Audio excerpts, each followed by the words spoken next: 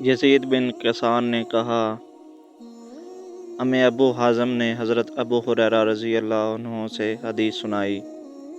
انہوں نے کہا، رسول اللہ صلی اللہ علیہ وسلم نے فرمایا، اکٹھے ہو جاؤ، میں تمہارے سامنے ایک تائی قرآن مجید پڑھوں گا۔ جنہوں نے جمع ہونا تھا وہ جمع ہو گئے۔ پھر نبی اکرم صلی اللہ علیہ وآلہ وسلم باہر تشریف اور آپ نے سورہ قل هو اللہ احد کی قرأت فرمائی۔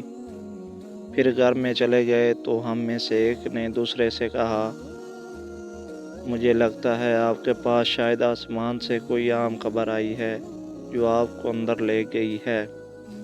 پھر نبی اکرم صلی اللہ علیہ وسلم دوبارہ باہر تشریف لائے اور فرمایا، میں نے تم سے کہا تھا کہ میں تمہیں ایک تائی قرآن سناؤں گا، جان لو کہ یہ سورت قرآن کے تیسرے حصے کے برابر ہے۔ مسلم حدیث نمبر 1888۔